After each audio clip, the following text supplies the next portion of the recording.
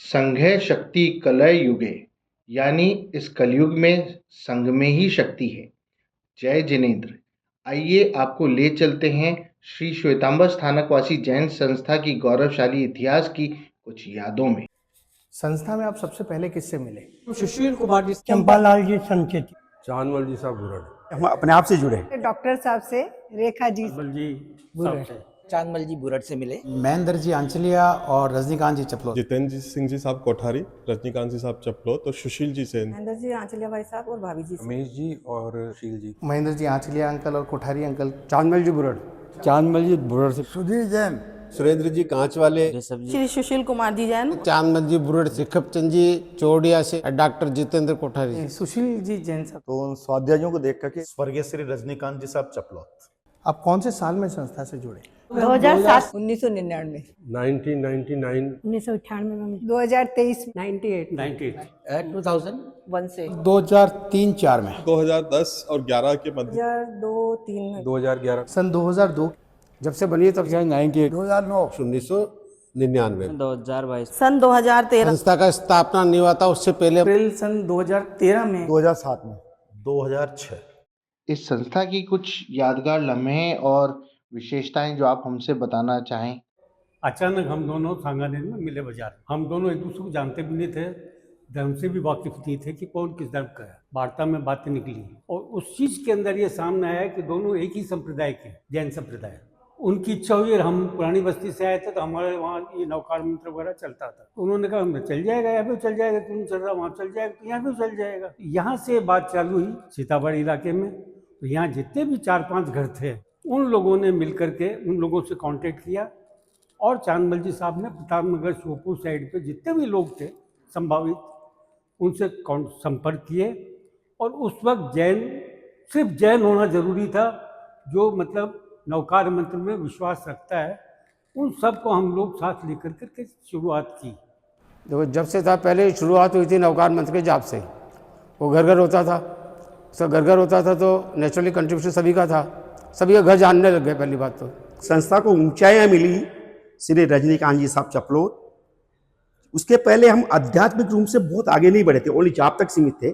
उसके बाद उन्होंने पहला प्रतिकोणिया हमारे राका साहब के मकान पे पहला प्रतिकोण करवाया था। उन्हीं की वजह से हम सबको पीड़ा हुई कि हमारा स्थान भी होना चाहिए। और चपलौत साहब ने अथक प्रयास किया। चपलौत साहब के साथ मुझे भी अपने आप में गर्व है कि मैं भी उनके साथ लगा रहा और इस संस्था की जमीन का हम लेके आए। इसमें चपलौत साहब का बहुत बड़ा योगदान रहा। जाप की जहाँ शुरुआत है, संचित साहब के घर से शुरुआत हुई थी।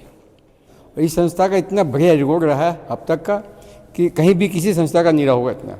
यहाँ हमारे सर्वसम्मति से सारे चुनाव होते हैं, किसी तरह की कोई अड़चन नहीं आती। आज तक जितने भी कार्य हुए सब सर्वसम्मति से हुए हैं। सबसे पहले रजनीकांत जी साहब चपलौत से मेरा परिचय हुआ और उसी समय इस संस्था के द्वारा जो है राजस्थान आवासन मंडल में जमीन प्राप्त की जा चुकी थी तब तक, और इसके निर्माण के संबंध में उस समय विचार विमर्श हो रहा था। तत्कालीन कार्यकारिणी ने सामूहिक रूप से निर्णय लिया कि हम जो है जयपुर के वरिष्ठ सदस्य श्री सुमेर सिंह जी साहब बोथरा आदि सदस्यों के साथ हमने विचार विमर्श किया और श्री श्वेतांबर जैन रत्न स्वाध्याय भवन ट्रस्ट का गठन किया।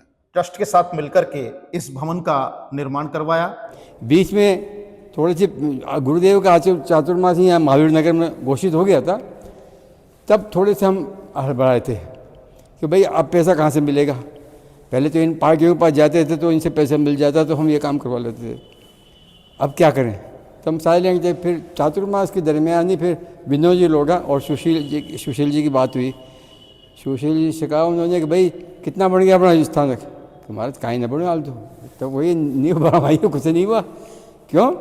पैसे ही ख़त्म हो गए, अब कहाँ से लाए पैसे। तब उनका ये कहना था तू कल ही मेरे पास आ जाना, पैसे ले जाना जितने जोड़ते थे और काम शुरू कर दे कल से ही।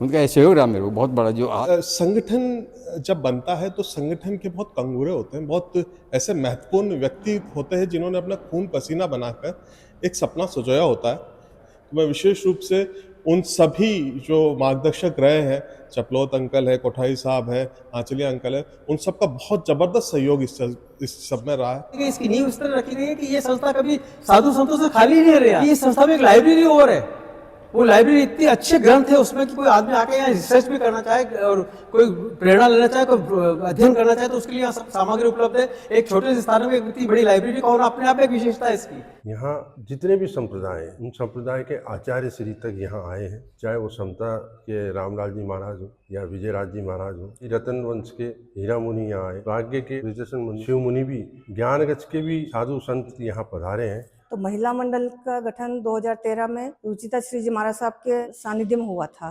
तब से महिला मंडल ने अनेक गतिविधियों को किया है। बहुत सारे शिविर लगाते थे हम पहले, जिसमें धर्मेंद्र सर पढ़ाने आते थे।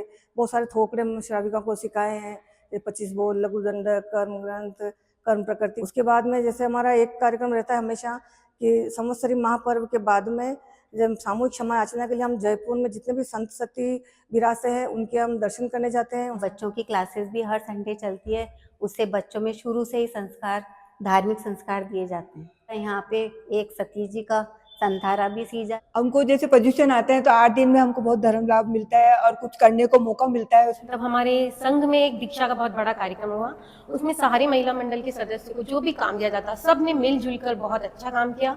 जीवदया के क्षेत्र में विशेष हमारी संस्था के सभी सदस्यों की करुणा रहती है और हम अभी वर्तमान में पक्षी चिकित्सालय का संचालन भी हमारी संस्था कर रही है।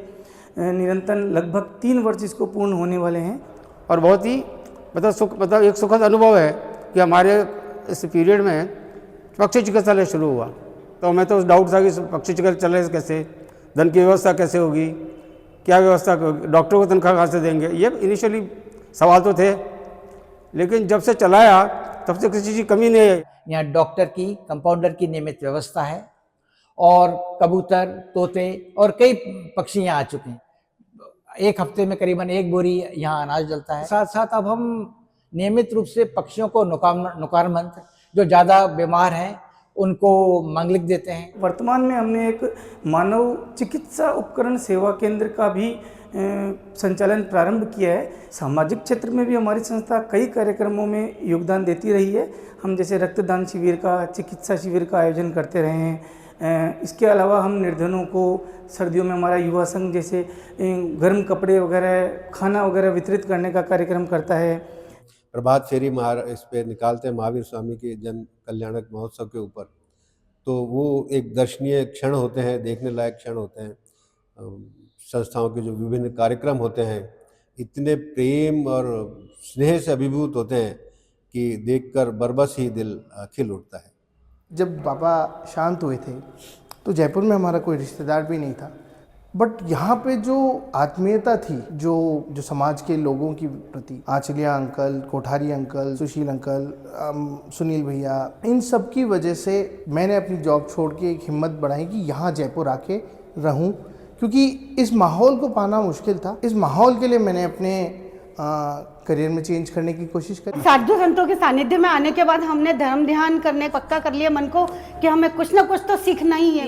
एक दूसरे की मदद करने को सब हमेशा तैयार रहे। जब भी कई बार हस्बैंड की पोस्टिंग बाहर थी, कभी भी ये महसूस नहीं होने दिया कि भाई मुझे किसी चीज की कमी है। सभी सकारात्मक सोच के व्यक्ति इस संस्था के अंदर हैं। बहुत अच्छा धार्मिक संस्कार दिए जाते हैं बच्चों को और हर समय साधु साध भी विराजते रहते। साधु संतों के माध्यम से यहाँ पे हर सप्ताह में 1 दिन क्लास लगती है, उससे अध्ययन अध्यापन का कार्य किया जाता है। यहाँ के श्रावक अभय राजा हिंगट जो आज आचार्य श्री के चरणों में सेवारत है, तो ये अपने लिए बहुत सौभाग्य की बात है। एकता बहुत अच्छी है कि सब लोग मिलकर के काम करते हैं।